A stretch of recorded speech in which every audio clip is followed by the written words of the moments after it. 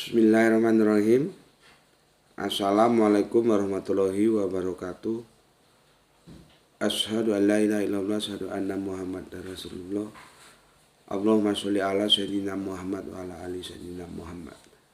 Kama sholaita ala sayyidina Ibrahim wa ala ali sayyidina Ibrahim. Bil alamina innaka Hamidum Majid.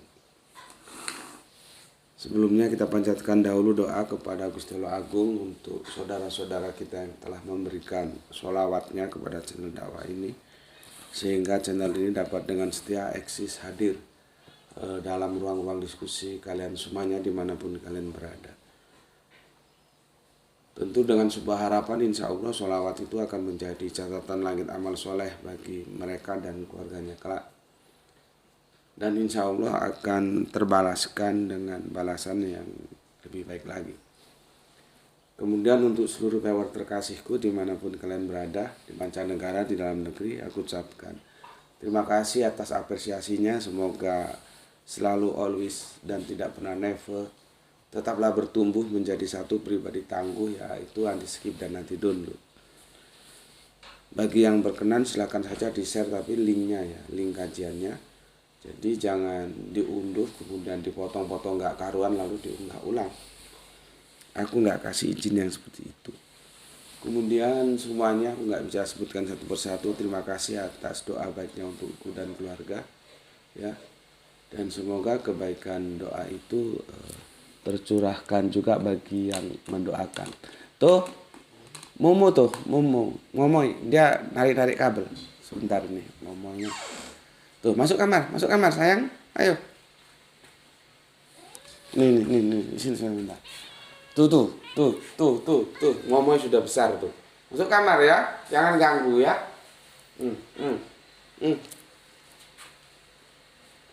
Masuk kamar. Ya, terima kasih atas doa-doa baiknya untukku ya, dan semoga kebaikan doa itu juga tercurahkan untukmu. Sesama saudara kita saling mendoakan dalam kebaikan, dan insya Allah doa kita bagian dari sekian banyak doa yang dikabulkan Gusti Allah Agung. Amin ya rabbal alamin. Ini turun subuh hujan dan ini sudah mau reda antara hujan dan gerimis dingin. Oke, kita mulai kajian kita masuk seri yang ke-7 ya. Kemarin aku mereview, sebetulnya itu sudah aku jelaskan ya, bahwa Allah itu adalah YHWH dan YHWH itu adalah Allah ya. Sampai-sampai aku cari analogi apa ya yang kira-kira bisa gampang kalian terima. Ini khususnya teman-teman kafir ya, karena sudah kejejelan dogma jadi sulit menerima ini. Dia nggak sadar bahwa penolakan dia bahwa Allah itu YHWH dan YHWH itu Allah, berarti penolakan dia terhadap Injil, penolakan dia terhadap Torah, atau penolakan dia terhadap Bible. Bagaimana kitab sucinya sendiri dia tolak gitu, terus agamanya mau dibilang benar seperti apa? Gue sampai bikin analogi ya, Presiden pertama Republik Indonesia kunjungan kerja ke luar negeri ya. Sekarang isi siapa presiden pertama itu? Soekarno, Soeharto, Habibie. Apakah bisa Soeharto diisi situ? Apakah Habibie bisa? Kan nggak bisa. Satu-satunya yang bisa ya Soekarno, karena fakta sejarah begitu. Ya, begitu juga ketika di Kejadian 1 ayat 1 itu ya, disebutkan bahwa Allah itu menciptakan langit dan bumi. Siapa yang bisa menciptakan langit dan bumi kalau nggak YHWH itu? Yesus bisa memang mencipta? Apa yang diciptakan Yesus? Nggak ada. Misalkan Roh Kudus, bisa Roh Kudus menciptakan langit dan bumi. Kalau terlalu sulit menerima, tanya sama saudara tua kita yaitu Yahudi, siapa Allah itu. Maka yang bisa masuk untuk menjelaskan siapa Allah itu di kitab Kejadian 1:1 itu ya tidak ada satu-satunya kecuali YHWH itu. Karena memang YHWH itu yang menciptakan langit dan bumi. Oke. Supaya lebih mantap lagi, buka Keluaran 22. Sudah jelas-jelas dibilang kok. Tuhan Allah, dan itu Tuhannya pakai begini loh. Ya. Pakai besar semua loh. Ya, di Keluaran 22 itu.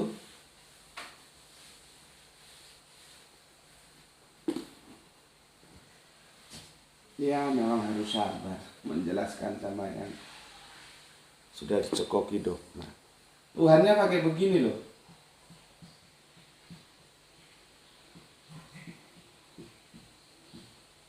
Bukan Tuhan yang begini.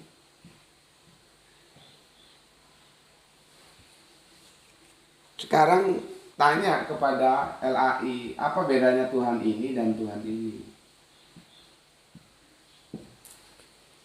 Maka kalau kamu pernah sekolah Alkitab, Tuhan yang begini ini dia akan merujuk kepada ini atau YHWH.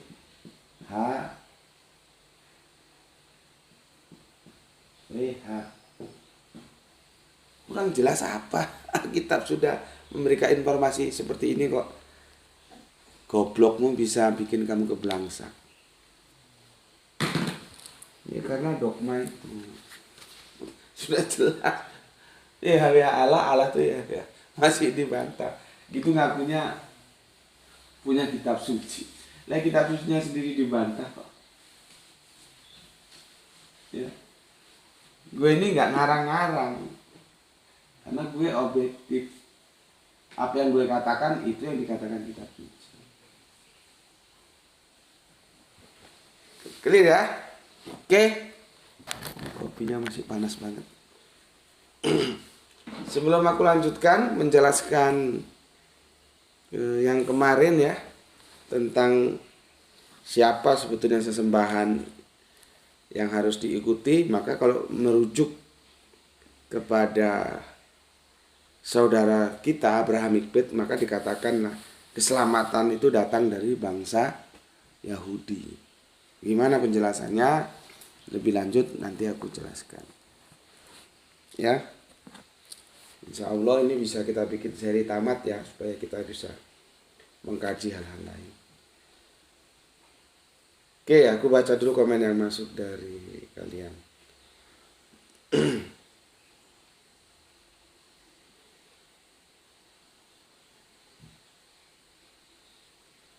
Ini komen pertama dari Kang Aljus Mas Duki dari Bandung, setia hadir ya. Oke, terima kasih, atur nuhun.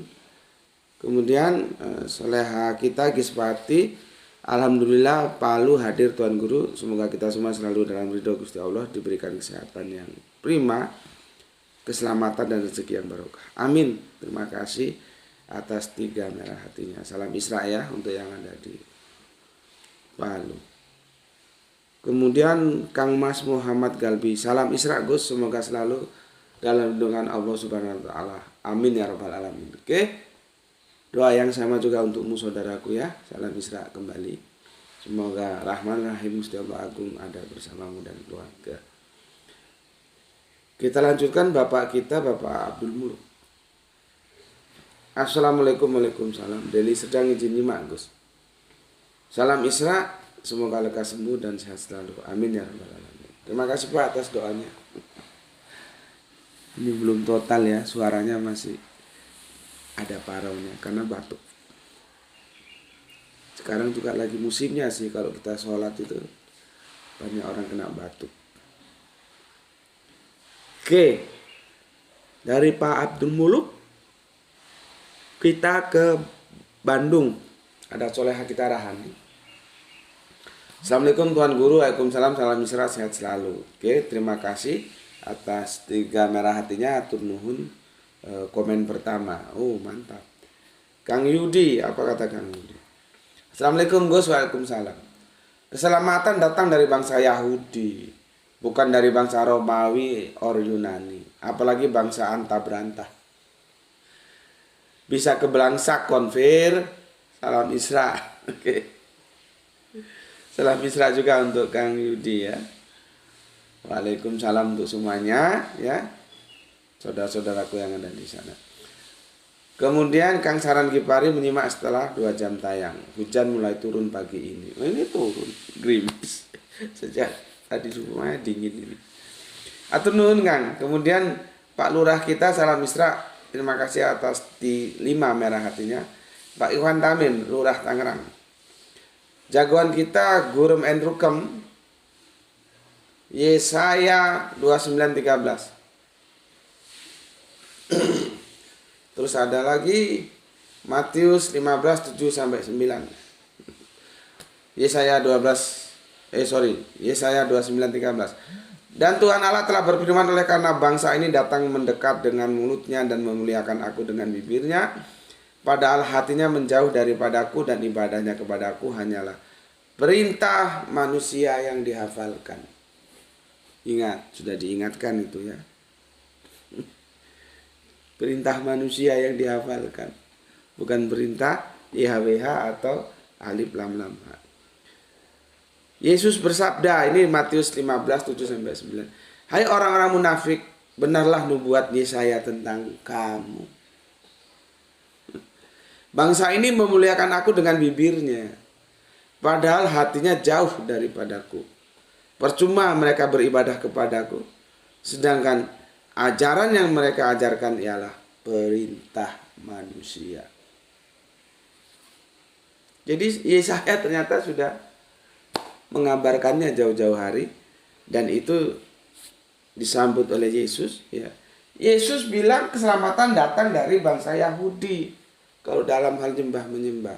Maka ikuti saja bangsa Yahudi, itu ucapan Yesus. Terus kamu mengikuti Romawi, mengikuti Yunani, yang jelas-jelas makhluk kamu jadikan Allah, kamu sembah-sembah. Ya benar apa kata Yesus. Ya. Kacau memang. Oke, terima kasih ya untuk Guru Main Rukem ya. Selanjutnya ada Kang Irfan masih menyimak fakta bahwa YHWH adalah Allah yang tunggal, Sang Pencipta langit dan bumi, yang maha hidup dan tak pernah mati, yang tak pernah dilahirkan, yang tahu kapan hari kiamat, yang tahu kapan pohon ara berbuah, dan yang tidak pernah makan ikan goreng. Masih dari Kerinci Jambi. Ada masa Allah sama YHWH mau makan ikan goreng? Terima kasih. Kemudian ini dari saudara kafir kita ini ya, Bambang Haryadi. Pak Ustadz Subandi Sukoco, YHWH dengan Allah Subhanahu wa Ta'ala sesembahan yang berbeda. Buktinya sudah ada bukti sendiri, YHWH tidak pernah memerintahkan, mempersekusi, menteror keluarga orang yang menistakan ajaran Yahudi ya. Yang Anda lakukan dengan timmu itu menteror, mempersekusi perbuatan yang tidak diperintahkan YHWH. Goblok we. Aku ini berbicara atas dasar Alkitab kok kamu bilang perbuatan yang tak diperintahkan YHWH. Kamu itu mabuk atau gimana? Coba kamu cek, ada yang aku bilangkan itu keluar dari Alkitab. Kalau keselamatan datang dari bangsa Yahudi, itu kata-kata Yesus yang tertera dalam Alkitab. Kamu mau bantah, justru akan membalik kata, ya. Aku bilang yang tidak diperintahkan oleh YHWH. Kamu goblok apa gimana kalau nonton video kajian? Menteror, memerintahkan, mempersekusi, menistakan ajaran Yahudi. Kamu tahu nggak bahwa sejak zaman Musa itu peperangan itu terjadi. Karena apa peperangan terjadi? Baca Perjanjian Lama. Gitu. Baca. Kenapa itu terjadi? Apakah itu mau kamu bilang menteror? Ya, tapi itu sudah ada balasan dua, nggak tahu siapa yang balas ya. Mungkin di antara teman-teman kita ya, silakan baca. Coba gue lihat dulu siapa ini. Oh, itu ada Irfan Al-Akbar ya, sudah memberikan penjelasan. Dan ada Kang Ansus Masduki ya. Kalau yang di dalam-dalam aku nggak sempat baca ya. Aku kira itu ya, sudah aku baca semua ya. Jadi kalau ada perkataanku yang tidak merujuk kepada Alkitab, silakan. Yang mana? Karena semua ini rujukannya Alkitab kok dibilang tidak diperintahkan YHWH. Oke, aku sudah apresiasi kalian semua. Sekarang kita mulai lanjutkan.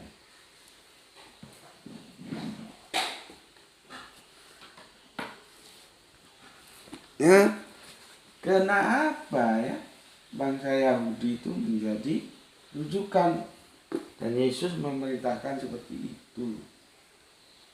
Ya, minum kopi dulu penghangat. Bismillahirrahmanirrahim.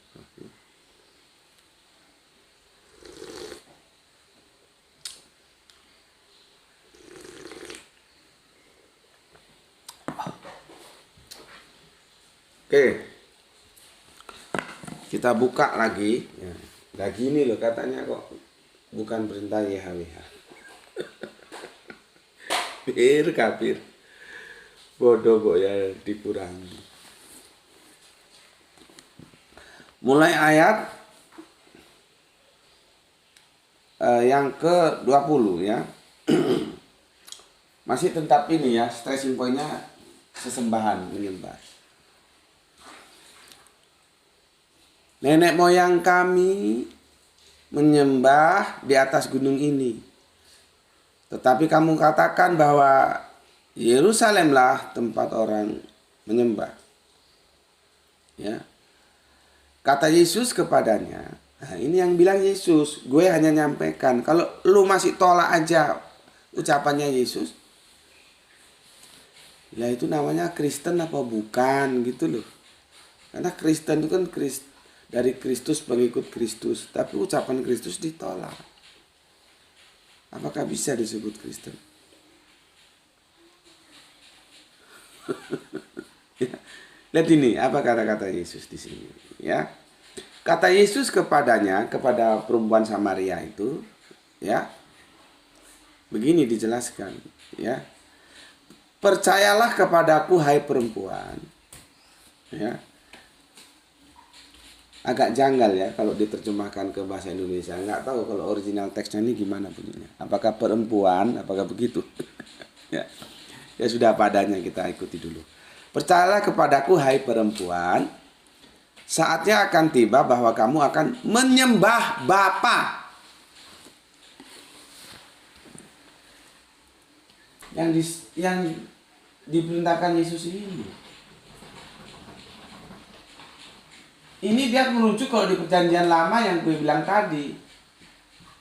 Tuhan yang ini. Ini nanti kalau dirujuk lagi ini.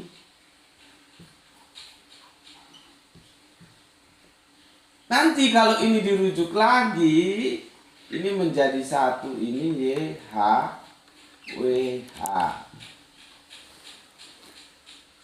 Ini jarang digunakan di perjanjian lama. Ini istilah yang digunakan Yesus, ini familiar di perjanjian baru. Perjanjian lama itu kalau nggak alif lam lam ha, ya Tuhan yang gede semua ini. Kalau nggak itu ya YHWH ini. Istilah Bapa untuk memanggil ini ya Allah, alif lam lam ha, Tuhan YHWH. Itu istilah yang dipakai Yesus. Di perjanjian lama tidak begitu populer. Ini populer nanti di perjanjian baru. Makanya ketika para murid minta diajarkan bagaimana berdoa, maka Yesus menyebutnya. Dan semua tahu kan, mengenal doa itu adalah doa Bapa kami. Bapa kami yang di surga, dikuduskanlah namamu. Nah, nanti jangan ngomong lagi, memangnya Bapa kok tidak kudus? Ya bukan begitu. Kacau nanti kamu Alkitabmu. Bapak itu tidak kudus maka dikuduskan. Jadinya begitu. Ya, doa Bapa kami di surga. Itu Bapa itu merujuk ini. Jadi Alif lam lam ha, Tuhan Bapa YHWH itu merujuk pada satu personal yang sama. Yang dialah di kitab Kejadian 1:1 itu yang menciptakan langit dan bumi. Ya. Jadi menyembah Bapa, ya. Oke. Percayalah kepadaku hai perempuan, saatnya akan tiba bahwa kamu akan menyembah Bapa bukan di gunung ini dan bukan juga di Yerusalem. Ya. Aduh, itu momoy itu. Nanti dia tarik kabel jatuh lagi. Ya. Oke. Ya. Kemudian ya, dilanjutkan lagi. Kamu menyembah yang tidak kamu kenal. Kami, Yesus maksudnya, menyembah ya apa yang kami kenal. Kenapa? Dijawab oleh Yesus, dijelaskan. Sebab keselamatan datang dari bangsa Yahudi. Kurang jelas ya apa sih aku menjelaskan sampai pelan-pelan, tak ulang-ulang. Kalau masih belum ngerti juga kan gebleknya minta ampun. Keselamatan datang dari bangsa Yahudi. Konteksnya sesembahan. Artinya yang lu sembah itu, kalau misalkan Yesus pakai bahasa kekinian, itu haruslah sama dengan yang disembah bangsa Yahudi gitu loh. Jangan mengikuti sesembahan bangsa lain. Kalau dalam perspektif Paulus ya kan sudah dijelaskan tuh di 1 Korintus 8:6 itu ya. Bagi mereka memang banyak Allah, tapi bagi kita hanya satu Allah saja yaitu Bapa. Dan satu Tuhan saja yaitu Yesus Kristus. Itu sudah aku jelaskan juga yang lalu. Makanya aku bilang, aku membela Paulus. Jangan mengkritik Paulus dalam konsep teos, dia tidak pernah keluar dari konsep Allah yang ehad. Kalau mau mengkritik Paulus, kritik di lainnya. Seperti dogma dosa waris itu monggo. Tapi dalam konsep teos, Paulus itu tunggal, bukan tritunggal dan bukan waneses. Ini jarang teman-teman Kristen tahu. Dikirain Paulus itu tritunggal. Bismillahirrahmanirrahim. Oke ya. Terus menjadi pertanyaan kita, kenapa Yesus atau Kanjeng Nabi Isa menggunakan bangsa Yahudi sebagai rujukan? Ini kan sesuatu yang harus kita cari jawabnya. Maka jawaban itu akan kita temukan di Roma 3:2. Buka. Kita Roma 3:2 ya.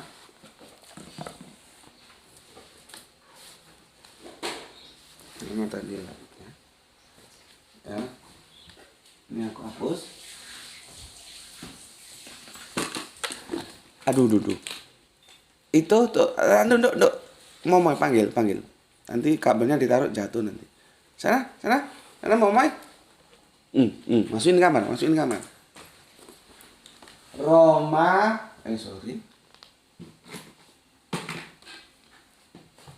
Roma 3:2. Ada apa sebetulnya dengan bangsa Yahudi itu? Maka dijelaskan kelebihannya apa sih bangsa Yahudi itu? Maka dijelaskan banyak sekali dan di dalam segala hal.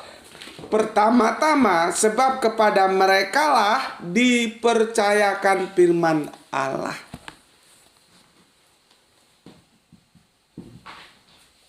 Firman Allah. Nah, siapa Allah itu? Masa firman Yesus? Ya nggak bisa. Bukan firman Yesus, firman Allah. Allah itu siapa? Maka tidak lain dia adalah YHWH itu. Firman-Nya itu pertama kali dijelaskan pada surat Roma ini diberikan kepada bangsa Yahudi.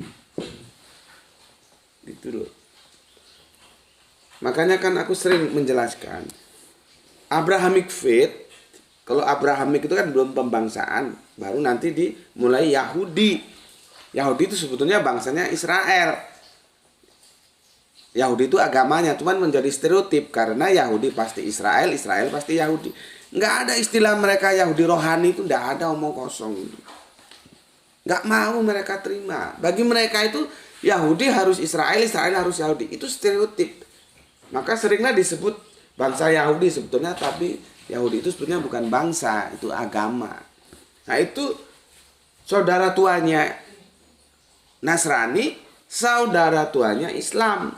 Islam sebagai adik bungsunya. Gitu loh. Momoy, masuk no kamar, Dok, masuk no kamar. Duh. Dia kalau pagi-pagi atraktif. Awas nanti. Cepet, masukin kamar. Udah, tutup udah. Ya. Kenapa? Maka dijawab di sini ya, di suratnya Paulus kepada jemaat yang di Roma, ya. Sebab ya banyak sekali dan dalam segala hal ya, kelebihan bangsa Yahudi itu pertama-tama kepada mereka lah dipercayakan firman Allah. Jadi jauh sebelum Islam, jauh sebelum Nasrani, Yahudi dulu yang mendapat kepercayaan untuk menerima firman Allah. Nah, gue jelaskan gini kurang objektif apa? Oh enggak, Islam dulu. Yang salah. Islam itu adik bungsunya. Kan enggak mentang-mentang gue Islam. Oh enggak, Islam dulu menerima firman. Enggak. Itu tambah salah. Gue sebagai berkerangka berpikir akademis harus objektif apa adanya. Ya. Jadi kita jangan karena fanatisme buta akhirnya geblek. Gitu loh ya. Jadi firman Allah itu pertama kali dipercayakan kepada bangsa Yahudi. Bukan karena gue Islam. Oh enggak, pada Islam. Ya enggak benar justru. Pada Nasrani enggak benar juga. Yang ada pada saudara kita Yahudi, saudara tua kita. Maka itulah salah satu kelebihannya. Dan Yesus merekomendasi keselamatan itu datang dari bangsa Yahudi. Kalau lu salah dalam memilih sesembahan, lu kagak selamat. Gehenna sana tempat lu. Gehenna tahu? Neraka. Karena salah menyembah. Harusnya menyembah Alif Lam Lam Ha, menyembah YHWH, kok menyembah selain itu? Ya itulah yang namanya syirik. Orangnya disebut musyrik karena melakukan deifikasi, melakukan apoteosis. Itu kebiasaan bangsa-bangsa Yunani, Romawi, seperti itu. Nah, Yesus ingin mengawal pengikutnya. Jangan ikuti mereka, ikuti bangsa Yahudi. Maka dipertegas, keselamatan datang dari bangsa Yahudi. Konteksnya apa? Kalau kita baca seluruhnya, kemarin sudah aku perintahkan, dialog dengan perempuan Samaria itu berujung pada penjelasan tentang penyembahan. Oke, ya.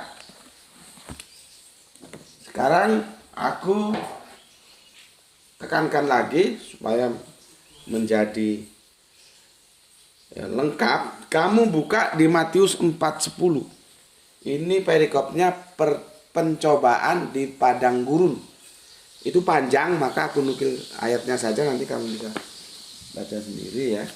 Sudah tahu ya, kelebihan bangsa Yahudi sudah tahu ya. Karena firman Allah yang pertama-tama itu dipercayakan kepada mereka. Bukan kepada orang Romawi, orang Yunani, enggak. Ya. Oke. Sekarang supaya lebih lengkap lagi, dan ini insya Allah akan menjadi tamat ya. Buka Matius 4:10.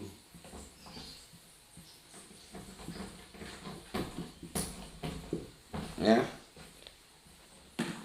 Matius 4:10. Buka bareng-bareng ya. Jadi harus disandarkan kepada Alkitab. Apa kata Alkitab? Pencobaan, yang betul itu percobaan atau pencobaan? Pencobaan di padang gurun. Ya, itu panjang ya. Ya, maka Yesus dibawa oleh Roh ke padang gurun untuk dicobai iblis. Ya, itu ya.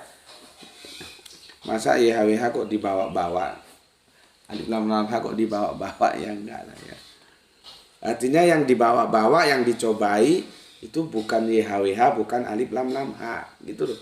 Logika berpikirnya kan begitu kalau itu dibalik gitu ya. Ini kan bahasa retorika. Ya. Itu panjang ya. Waktunya masih sudah setengah jam. Nanti kamu baca sendiri ya.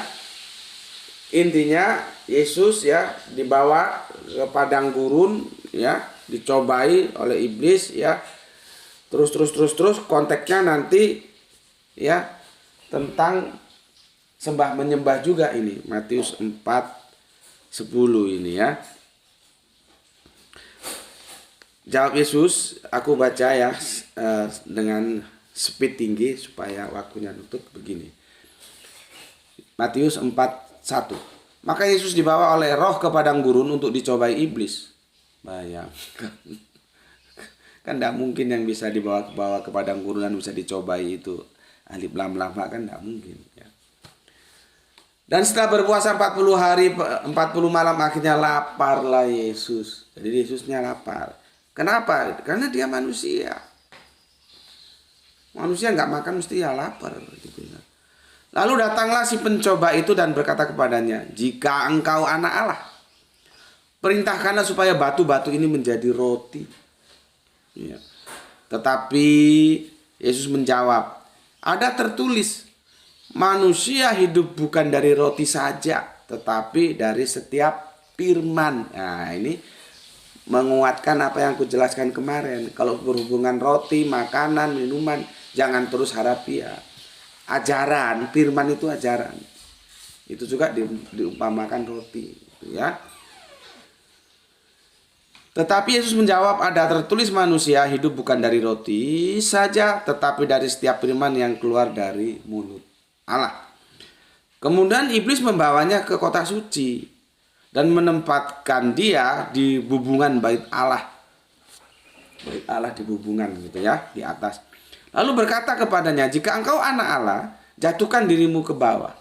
Sebab ada tertulis mengenai engkau, ia akan memerintahkan malaikat-malaikatnya, dan mereka akan menantang engkau di atas tangannya, supaya kakimu jangan terantuk kepada batu. Ya namanya iblis ya begitu kelakuannya. Ya.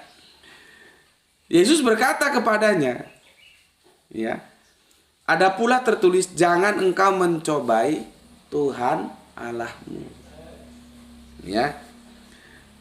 Iblis, ya aku kan sudah bilang, iblis itu nggak kenal putus asa, ya. Coba terus, sampai akhirnya nanti benar-benar putus asa setelah nggak berhasil. Tapi untuk keputus asa itu dia bukan sekali dua kali putus asa, enggak. Berkali-kali terus akhirnya putus asa. Jadi iblis ablasa itu putus asa. Ya.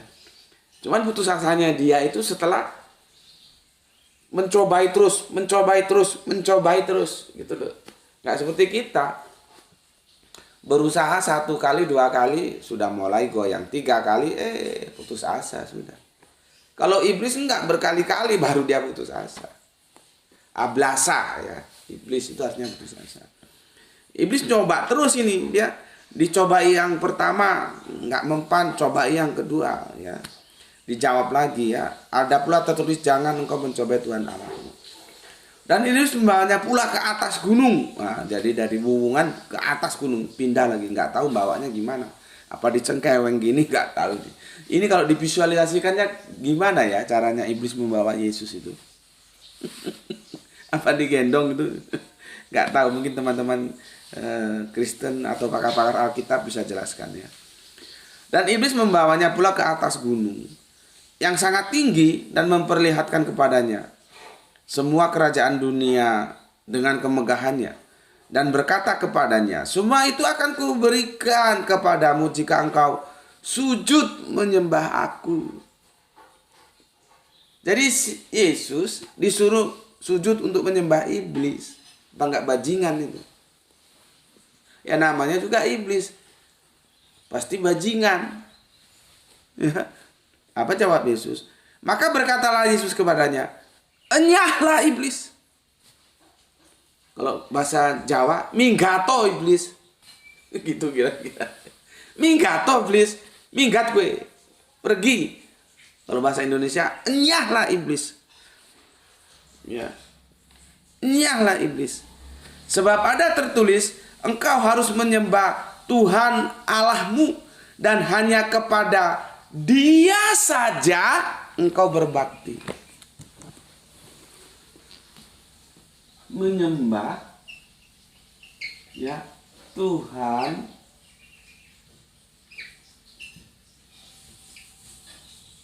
alif lam lam ha Allahmu dan hanya kepada Dia saja.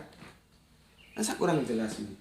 Hanya kepada Dia saja. Artinya boleh nggak menyembah selain alif lam lam ha ini? Sudah dipertegas, hanya kepada Dia saja.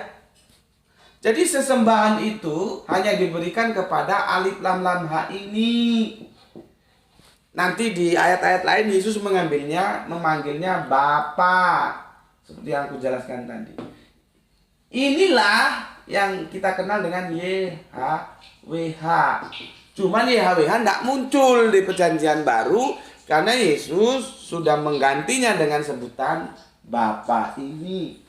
YHWH ini munculnya itu yang dominan itu di perjanjian lama.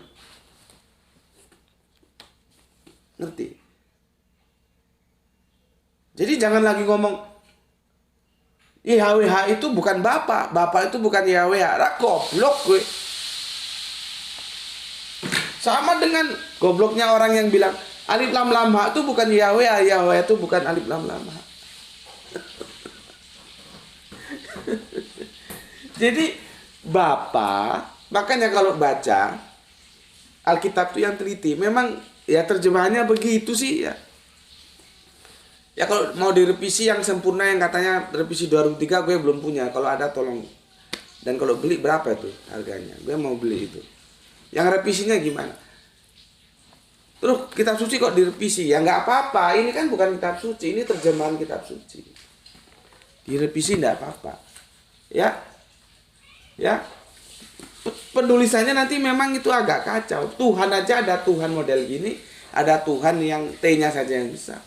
Begitu juga Allah, begitu juga Bapa. Ya, YHWH ini jarang muncul. Kalau gue lihat-lihat nggak muncul memang atau gimana ya? Karena ini terjemahan sih. Ini sulit mau lihat. Harus ada original text-nya. Tetapi yang sering kita baca Yesus memanggilnya itu Bapa. Jadi kalau sekarang kalian tahu ya di Yohanes tadi dikatakan keselamatan datang dari bangsa Yahudi. Bangsa Yahudi yang disembah itu alif lam lam ha dalam edisi Arabiun atau YHWH dalam edisi Ibraniun. Itulah yang dimaksud Yesus Bapa pada Matius 4:10. Ditambahi lagi hanya kepada Dia saja.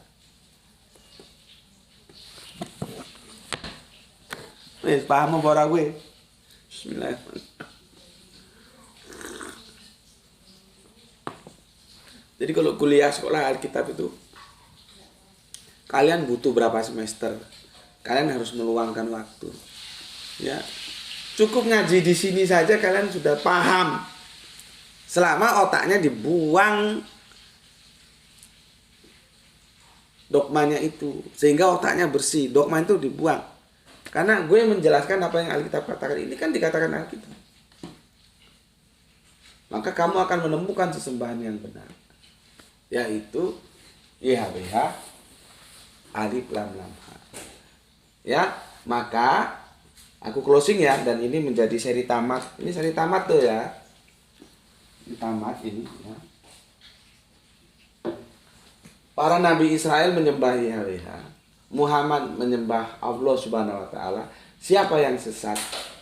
Ini hanya kepada dia saja, hanya kepada Bapa. Bapa itu siapa? YHWH atau alif lam lam ha. Maka siapa yang sesat? Yang sesat yang tidak menyembah YHWH, tidak menyembah Allah, itu yang sesat. Karena di luar alif lam lam ha, di luar YHWH, itu adalah makhluk. YHWH dalam edisi Ibraniun, alif lam lam ha dalam edisi Arabiun. Gitu loh ya. Jadi selain YHWH siapa? Nyembah Yesus. Yesus YHWH bukan. Yesus alif lam lam ha bukan. Alkitab mengatakan bukan. Orang justru Yesus memerintahkan hanya kepada dia saja. Dia itu merujuk ke Bapa, Bapa itu ke YHWH, ke alif lam lam ha. Bukan hanya menyembah kepadaku saja. Kan tak begitu yang Yesus bilang. Oke. Alhamdulillah sudah tamat ya. Sudah aku jelaskan dan sudah aku closing, dan ini sudah selesai ya, dalam merespon pertanyaan teman kafir kita ya. Sudah selesai pertanyaannya. Itu artinya apa? Aku tetap mengapresiasi baik itu pertanyaan dari Islam maupun dari Kristen selama pertanyaan itu memenuhi standar yang aku tentukan. Salah satunya apa? Ya, bahwa dia itu tujuannya bertanya untuk belajar, bukan untuk yang lain. Ya, untuk saling berbagi pengetahuan, tidak dalam yang lain. Ya, oke. Sampai sini dulu ya. Pesan aku, jaga Allah, jaga Kanjeng Nabi, jaga Al-Quran, jaga sholatmu, jaga imanmu dalam bingkai keindahan Islammu, letakkan dalam hatimu yang paling dalam, tetapi tetap memberi hormat kepada saudara kita yang lain, karena mereka tetap saudara kita. Semoga yang belajar dan yang mengajar mendapatkan keberuntungan, yaitu rezeki yang barokah dan kesehatan yang prima. Terima kasih atas alokasi waktunya yang sudah diluangkan untuk ngaji bareng Gus Betik di channel ini, dan salam Isra untuk semuanya ya, Islam rasional. Dan aku nyatakan edisi ini sudah close ya, sudah tamat. Kita akan beralih ke kajian-kajian hal yang lain. Matur nuwun, terima kasih, alhamdulillah.